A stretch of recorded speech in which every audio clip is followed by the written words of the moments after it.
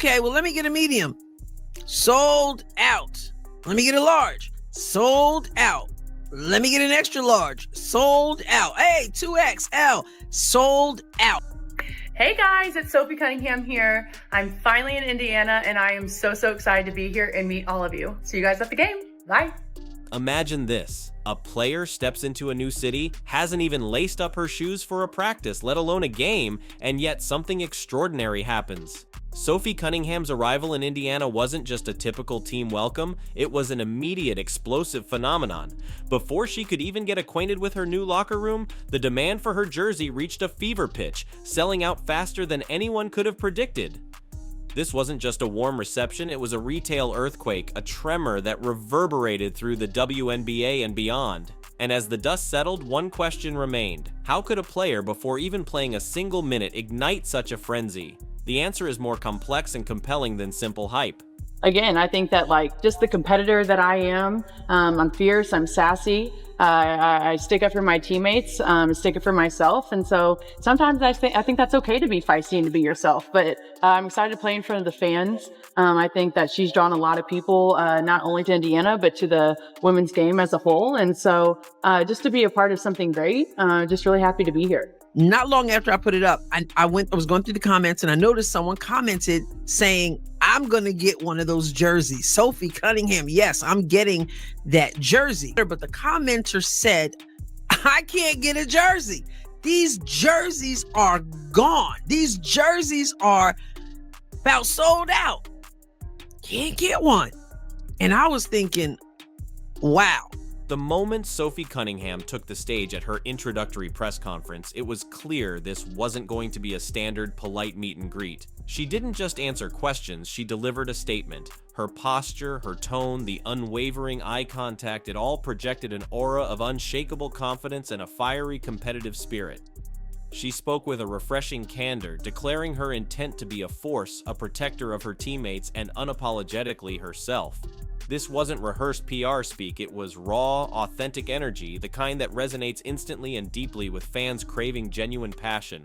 Indiana Fever faithful, long yearning for a spark, found it in Sophie's every word and gesture. It wasn't just about what she said, it was how she said it. A potent blend of sass and substance that promised excitement and unwavering commitment, and Fever Nation was instantly captivated. Just showed up in Indiana, just had her press conference, just got in the gym already. I know she got in the gym with Keith Porter, knocking down shots, working on stuff. The jersey that you just saw her highlighting, got my jersey, finally here. Good luck getting. The digital explosion that followed Sophie's press conference was nothing short of a social media wildfire. The image of her proudly holding up that #8 Indiana Fever jersey wasn't just a post, it was a rallying cry. Across platforms from X to Instagram, the same message echoed, "I need that jersey." Comment sections became frantic marketplaces of desire, fans pleading to know where they could purchase this coveted piece of merchandise. But as quickly as the hype ignited, reality crashed in. Fans clicking frantically on the Indiana Fever online store were met with a devastating truth. Sold out. Size after size, the dreaded words flashed across screens. The digital buzz transformed into a collective gasp of disbelief. Screenshots of empty inventory pages circulated, amplifying the frenzy. This wasn't just online chatter, it was visual, undeniable proof of the overwhelming demand, a digital stampede for a jersey that had vanished before it even truly hit the shelves. Look, I went this morning, I said, let me go see for myself what's up with the sale of the jersey, just because I had seen that comment. So I came on over to the team store. You can get Pacers gear, Fever gear. So here is Sophie Cunningham's jersey. It's the front of the jersey. Now let's consider the wider WNBA landscape, and specifically picture Asia Wilson in Las Vegas observing this unfolding drama. Imagine the reigning MVP, a player who has consistently dominated the league, scrolling through social media feeds saturated with Sophie Cunningham jersey mania.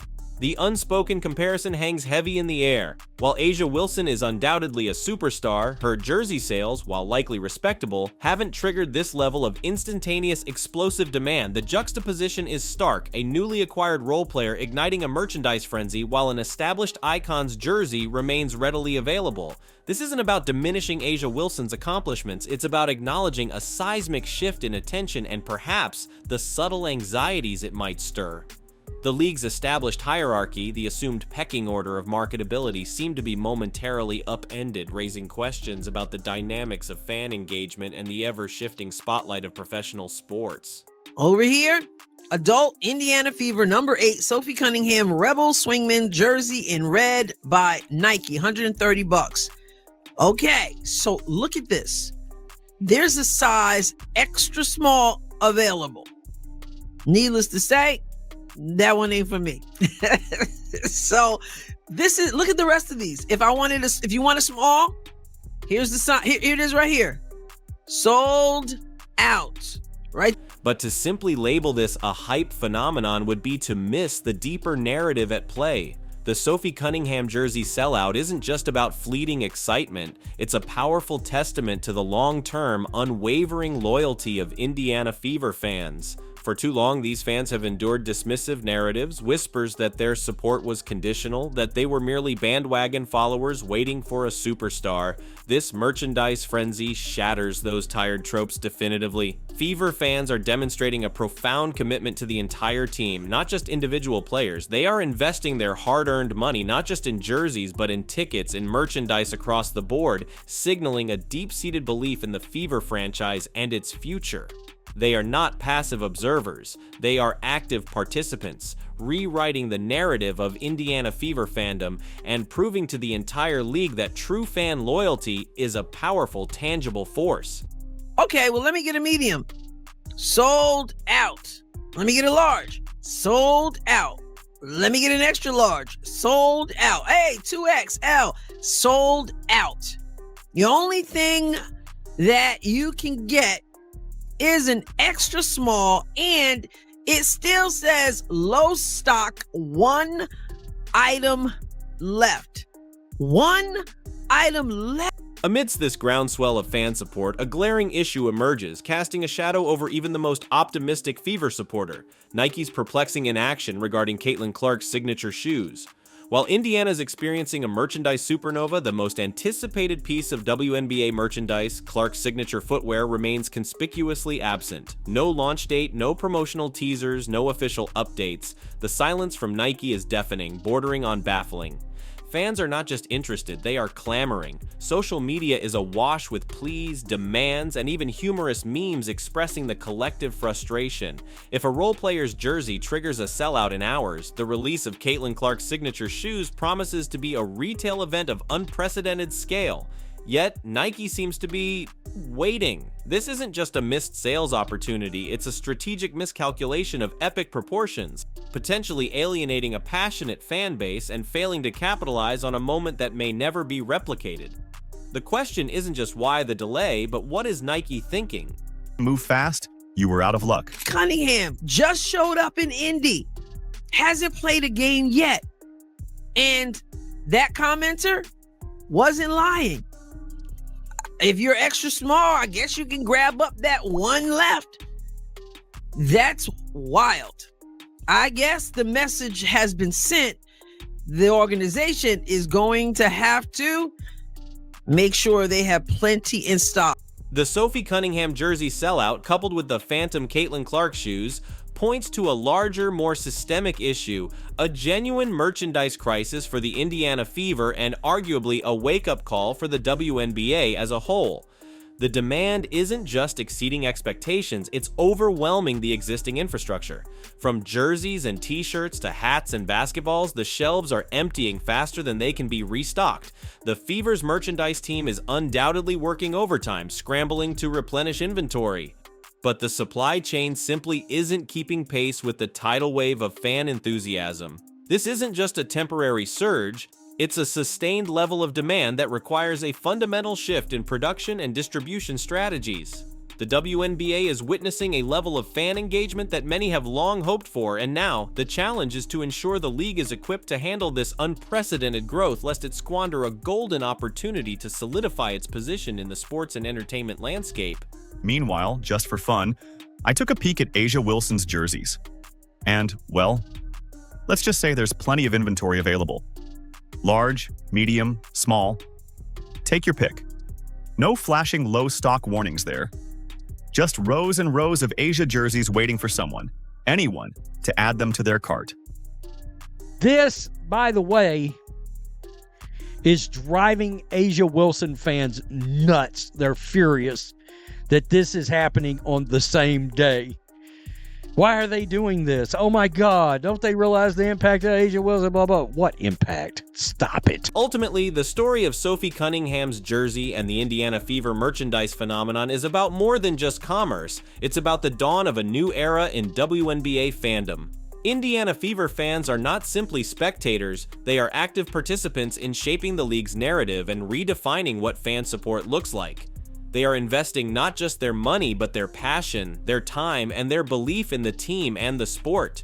They are challenging long-held assumptions about the marketability of women's basketball and proving unequivocally that a WNBA team, when properly supported and embraced, can generate the same level of excitement, engagement, and financial success as any team in professional sports. This isn't just a fan base, it's a movement, a powerful collective force that is transforming the Indiana Fever into a destination franchise and forcing the entire WNBA to take notice. Renee Montgomery's words resonate deeply. Fever fans are not just like other WNBA supporters, they are setting a new, higher standard, a standard of unwavering loyalty and tangible investment that is reshaping the landscape of women's basketball fandom.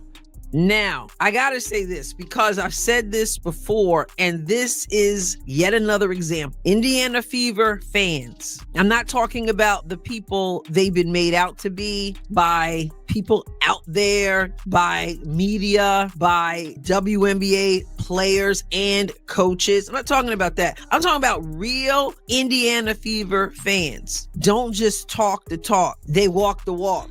For years, critics have tried to Amidst the roaring applause for Fever fans and the palpable frustration over the missing Caitlin Clark shoes, a crucial question lingers.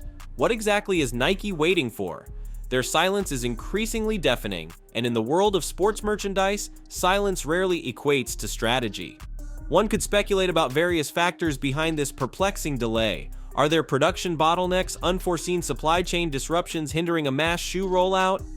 Is Nike meticulously crafting a grand, perfectly timed marketing campaign aiming for maximum impact with a delayed release? Or perhaps are there more complex contractual nuances at play, intricate details of the agreement with Caitlin Clark that are dictating this unusual timeline? Whatever the reason, Nike's inaction risks not only short-term revenue loss, but also long-term brand damage.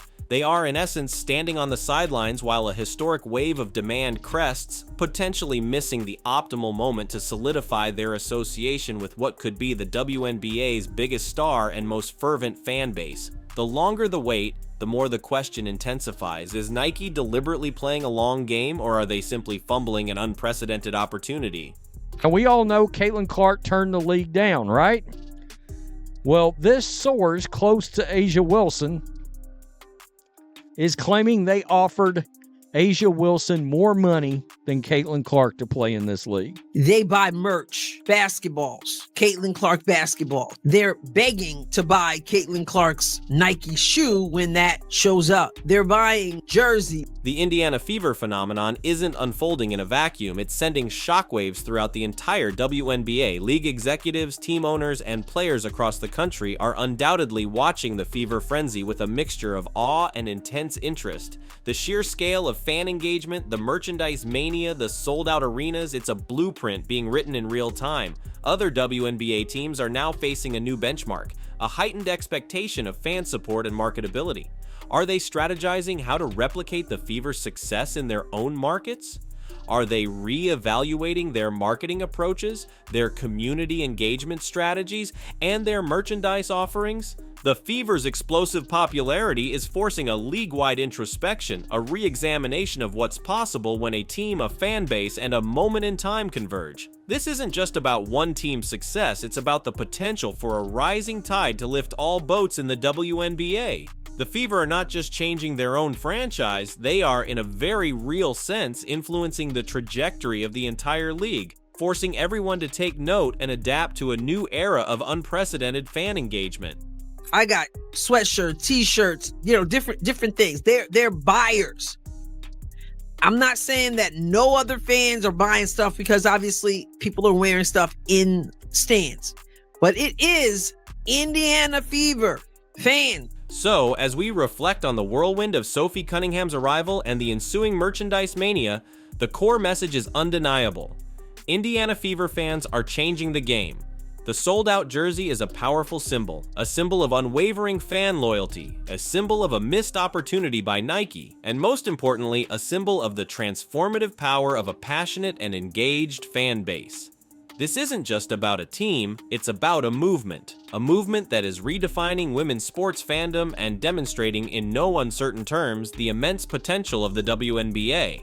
Is this the turning point? Is Indiana Fever fandom paving the way for a new, more vibrant, and more commercially successful future for the WNBA? Share your thoughts in the comments below. Remember to like, subscribe, and turn on notifications to stay updated on this evolving story. Click the video on screen for more in-depth analysis, and we'll see you next time.